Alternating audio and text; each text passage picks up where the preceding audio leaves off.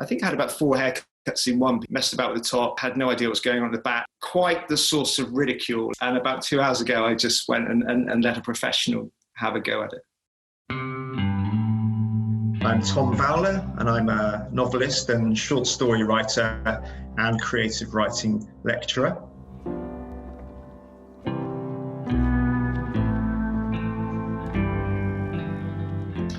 The novel is, which now has a publication date, the 15th of February. Probably my most demanding book. It's primarily set on the North Cornish coast, although the county is never named. Those familiar with it will instantly recognise it. It really is a novel that sort of has the underbelly of the currents of the sea, the rhythms and tides of the sea, which it sort of works as a motif and as a metaphor, but also just the kind of, we're always, all the characters' lives and their personal lives, their work lives, all is intertwined inextricably with the sea.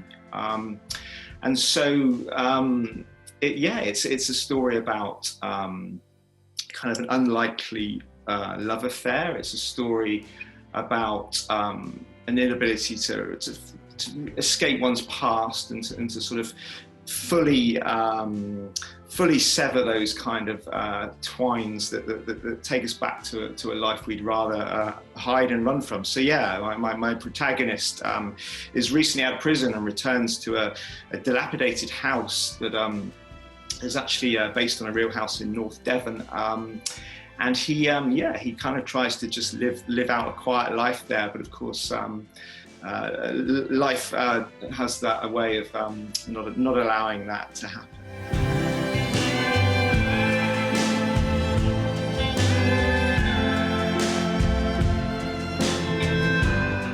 So during lockdown, I returned to perhaps my first love, which is the short story, and I'm well into another collection of stories, which I always, who was the rower who said, if you see me near a boat again, shoot me or something, after winning gold in the Olympics. And I always think that about a short story collection, because they ask for so much, they require so much, and I think that's perhaps because you're starting a new story each time.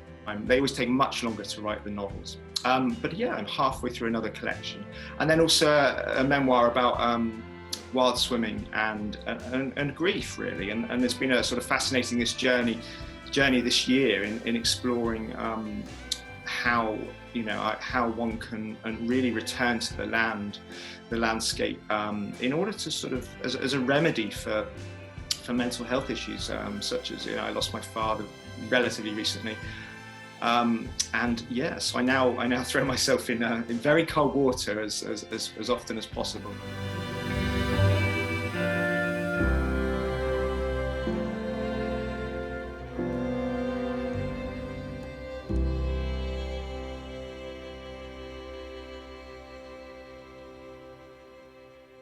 Blow-ins, the locals termed them in those first years, or emmets, which she later learned meant ants. You were outsiders, at least for a few generations, whereupon a certain acceptance was forthcoming.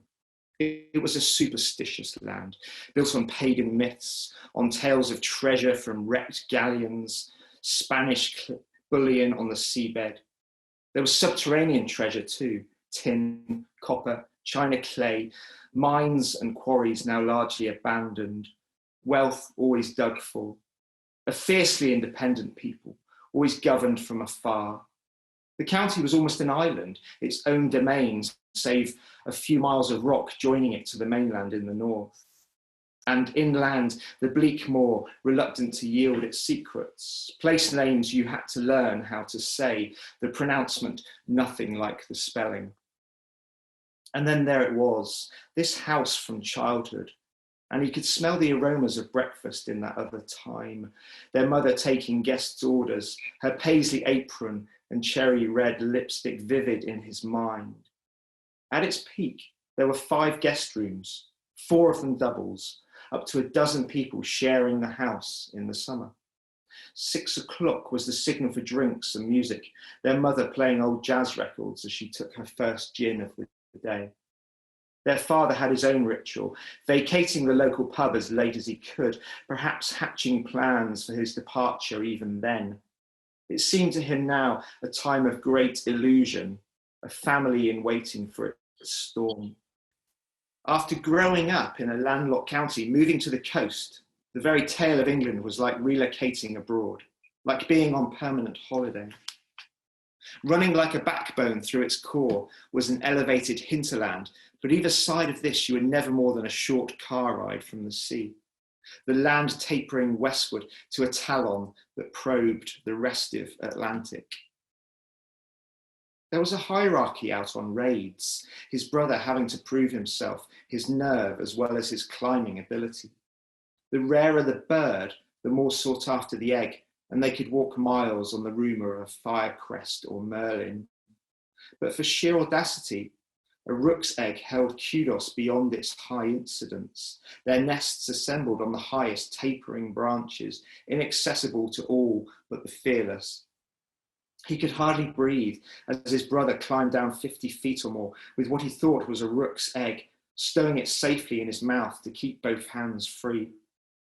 Reaching the ground, the tallest lad, knowing it was only a jackdaw's nest, slapped his brother's cheeks, bursting the egg to droves of laughter. Later that weekend, his brother taught him how to blow eggs, to stop them rotting, making a pin-sized hole at either end, one slightly larger, then blowing gently into the smaller one until the yolk was removed. This is why you only take cold eggs, his brother said, ones that have been abandoned. You couldn't blow out an embryo, though he later learned there was a way, how you made a small hole and left the egg in an ant's nest for a few days, let them do the work. Emmets, good for something after all.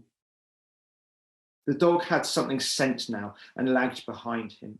He looked ahead at the house and for a moment was 15 again, oblivious to the savagery of life, thinking that some glorious future awaited once the tumult of youth had been navigated. He recalled coming here on family holidays before they moved down, their mother taking them rock pooling, exploring microscopic life amid tendrils of seaweed, scrambling over lichened rocks, the house on the cliff something that caught their eye even then. He could see how nearer the cliff edge it was after 3 decades of erosion, waves tireless in their undermining, water channeling its way along faults in the rock. He called to the dog, and this time it came, stopping to drink from one of the rivulets, and he chased it on in case something's carcass lay upstream.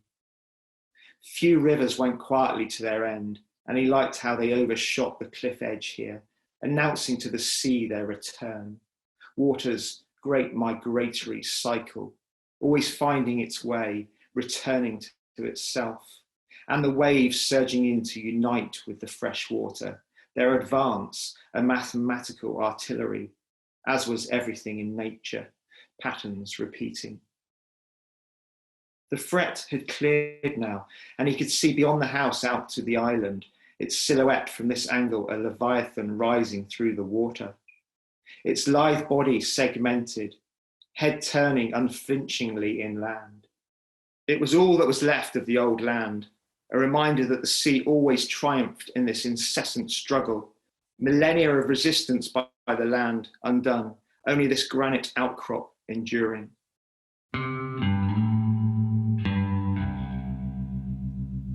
My kind of passion and love affair with Cornwall came relatively late, really, but it's this sort of juxtaposition that the county offers, really, of sort of it being a kind of bucolic ideal destination for sort of tourists, but also it has this kind of sort of has this kind of other side to it, where there's sort of great sort of poverty entrenched and people, you know, just kind of getting on with their everyday lives and from, you know, great traditions of fishing and smuggling to an extent, and both those things have great plays in my book.